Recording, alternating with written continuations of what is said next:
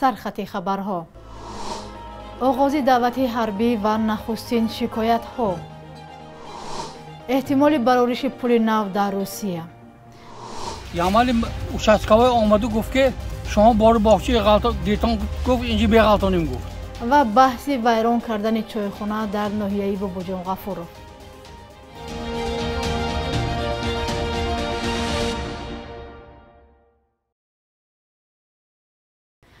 سلام بیننده های عزیز، به برنامه نویدی بامدادی خوش آمدید. امروز 1 اپریل است. شروع از امروز 1 اپریل در تاجیکستان موسم دعوت بهاری به خدمت حتمی حربی آغاز گردید. در تاجیکستان در دو نوبت بهار و تیر ماه جوانان را برای خدمت در ارتش جلب می کنند. امسال دعوت بهاری شهروندان سالهای تولدشان 1995 و 2004 با فرمان پرزیدنت تاجیکستان از ماه اپریل آغاز شده تا آخر ماه می دوام می یابد. رهبریت وزارت مدافع تاجیکستان هنگام یک جلسه تاکید کرده است که دعوت امساله باید در سطح بلند برگزار گردد و از مقامات دولتی دعوت و دیگر نهادهای وابسته این چاره‌بینی خواستار رعایت قانون‌های عمل کننده ساحه گردیده است. ضمناً بنا به تغییرات علاوه‌های به قانونگذاری در سال گذشته وارد شده، در تاجیکستان خدمت حربی شکل دیگر یا خود الترناتیوی جاری شد که پولکی می باشد. مبلغ آن امسال برای جوانی که نمی خواهد به خدمت رود 26880 سومانی برابر است. هرچند دعوت بهاری تازه امروز آغاز گردید، اما برای آزادی از سرباز شکار و یا ابله در منطقه ها شکایت می رسد. شرایط نامناسب، بدرفتاری با سربازان و مرگ جوانان در قسم های حربی از سبب های اصلی سرکشی جوانان از خدمت در ارتش تاجیکستان گفته می شود. برنامه جهانی آذوقه‌واری می گوید قیمت بعضی از مواد غذایی در تاجیکستان در مقایسه با اول ماه مارس اندکی پایین آمده است. در گزارش ماهانه سازمان درباره قیمت ها در تاجیکستان که روز 30 مارس نشر شد، آمده است روغن رستنی در آخر ماه در مقایسه با اول ماه 2% ارزان تر شده است. با وجود این قیمت ها در مقایسه با ماه مارس در تاجیکستان بسیار بلند بودند و مثلا قیمت ارد و شکر از 15 تا 16% گران تر شده است. قیمت مواد غذایی در تاجیکستان بعد آغاز جنگ روسیه در اوکراین و جاری شدن تحریمات به ضد روسیه که یکی از شریکان اساسی اقتصادی تاجیکستان است بسیار بالا رفت. پس شدن قرب روبل روسی هم سبب پایین آمدن ارزش سامانی پول ملی تاجیکستان در برابر دیگر اسعار خارجی به خصوص دلار شد. از بس که قسم زیادی از محصولات خوراکی تاجیکستان از خارج وارد می شود، پایین آمدن قرب سامانی و بالا رفتن قرب دلار سبب گرانتر شدن محصولات وارداتی می شود. در پس منظر تحریم های غرب نسبت روسیه، کارشناسان می گویند احتمال در روسیه پول نو پیدا شود. کارشناسان میگویند در راه اندازی واحد نوی پرداخت نه تنها روسیه بلکه کشورهای اتحاد اقتصادی اوراسیا یا یورازیس، چین، هندوستان، ایران و ترکیه نیز منفعت دار خواهند بود. در این باره اربکا از قول اقتصاددانهای روسیه خبر داده است. با اطلاع منبع، روسیه و کشورهای دوستش باید پول نوی را در معاملاتشان راه اندازی کنند. تبدیل مشکل روبل در گردش سودای خارجی و محدود کردن امکانات‌های روسیه در بازارهای سرمایه جهانی یکی از عامل‌های مهم در راه اندازی پول نو گفته می شود. کارشناسان و سیاستمداران هرچه بیشتر پایان دوران دلار و یورو را پیشگویی می کنند. با تاکید کارشناسان پول یگانه به این دولت‌ها کمک می کند که از دلار و یورو آزاد باشند. گروه از ساکنان دهه شیخ برهان ناحیه باباجان غفورov از تخریب شدن چایخانه نزد محله‌شان شکایت دارند. آنها طلب دارند که چایخانه را دوباره برقرار سازند. به گفته آنها این چایخانه مردمی را صاحب کار به نیت ساختمان فروشگاه خریداری کرده و تابستان سال گذشته به رضایت باشندگان دهه ویران نموده است. صاحب کار محلی میگوید آنجا را برای آباد کردن از مقامات محلی خریداری کرده است. تفصیلات بحث دو جانب در گزارش همکارمان فرزان محمدی. دهها باشندگان دهه شیخ برهان ناحیه باباجان غفورov تقریبا یک سال میشد که برای برقرار کردن چایخانه محلهشان از سوی صاحبکار محلی تلاش دارند.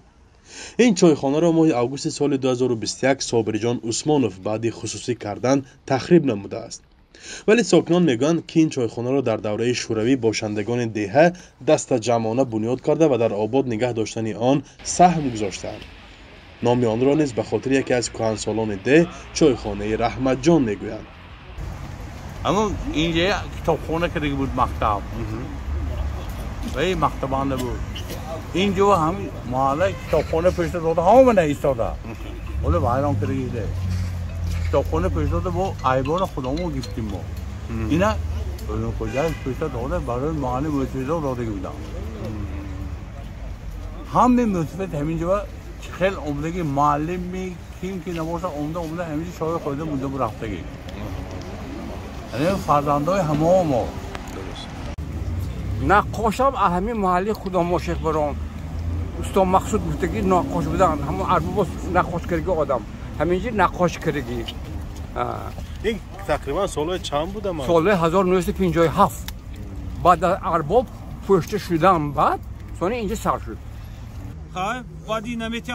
شما قانونگذاری های جمهوری تاجیکستان درباره عهدهداری به ژورنالیست نمیدانید؟ صاحبکار صابرجان عثمانوف که خود را حالا مالک این زمین میداند درباره تا کجا قانونی بودن حجتگذاریش به ما تفصیلات نداد. ولی در جواب به ادعای ساکنان گفت که طبق نقشه اساسی معماری ساختمان بینای نو در این محل تصدیق شده است. مغازه میشد دیگر چیزا میشد یک کنجا چایخانه میشد انمی اکن اینو من اگر دکار روشد ناحیه راهان آرکیتکتور من پیشنهاد کردگی سه اتاژه پادوالدار همین چیزا شد وای میکرد نیکی کار ببرسی مونگی سود ببرسی مانوش نه اون دورات که اومده اینجا چاپا کن. مسئولان جماعت حیدر عثمانوف آماده نشدند که در این مسئله به رادیوی آزادی رسما معلومات دهند. ولی یک منبع از حکومت ناحیه باباجان غفوروف به شرط فاش نشدن نامش گفت که چنین انشاءات و بناهای بی‌صاحب را مقامات برای غنی کردن بودجه و آبادانی محل حق دارد طریق اداره اموال به صاحبکاران فروشد. ساکنان میگویند در این صورت باید زحمت چندین ساله اهالی 8000 دهه و مال و اموال آنها را جبران نماید. ولی حالا موسفیدان دهه از آن نگران هستند که جای برای جمع آمد و استراحت ندارند. فرزان محمدی، رادیو آزادی، ناحیه باباجان غفوروف. بخش یک روز تاریخ را در تهیه همکارمان محمد وفا رضازاده همراه می‌بینیم.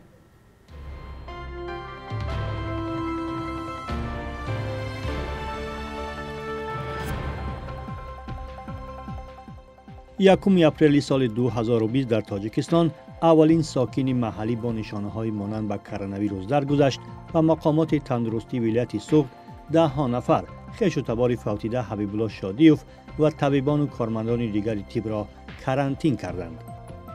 وزارت تندرستی که برای پنهان کردن حادثه‌های آلوده‌شوی ساکنان به کرونا ویروس انتقاد می‌شد، گفت که این مرد از التهاب شوی جان داد. ولی تحقیقات ژورنالیستی رادیوی آزادی درستی اظهارات رسمی مقامات را زیر سوال برد. یک ماه بعدش مقامات مجبور شدند وجود کرونا ویروس را اعتراف کنند. یکم اپریل سال 1951 ژورنالیست و نویسنده تاجیک دادخان ایگمزاد تولد شده است که در رشد ژورنالیستیک و آزادی بیان، ژانر حجو در نویسندگی و هم فعالیت‌های جمعیتی سهمی زیاد دارد. سالهای اخیر شوروی و سرمحرر پیام دوشنبه بود که از نشریه‌های حامی آزادی بیان، منتقد حکومتی وقت و جانبدار تغییرات در نظام بود. قلم تیز حجویه‌هایش برای تأسیس نخستین نشریه حجوی لکوپک راه گشاد، ولی طور خودش میگفت با سبب نبودن کاریکاتورنگاران حرفه‌ای چاپ نشریه‌اش دیر نپایید. در رابطه با وارخ و بحث‌های مرزی موقعش را فعالانه بیان می‌کند. یکم اپریل روزی خنده است که در بسیاری از کشورها از جمله قلمرو شوروی سابق تجلیل می شود. عید غیر رسمی مردمی بهانه برای شوخی و هزل، لطیفه‌گویی و مسخره شده است. خنده و شوخی را گرو طبع خوش و بالیده و هم عمری دراز می گویند. در تاجیکستان هم در این روز هر سال حجرنگاران تلاش می کنند برنامه‌های مخصوص حجوی آماده کنند. بانک ملی ارزش قرب اسعار خارجی را برای امروز چنین تعیین کرده است.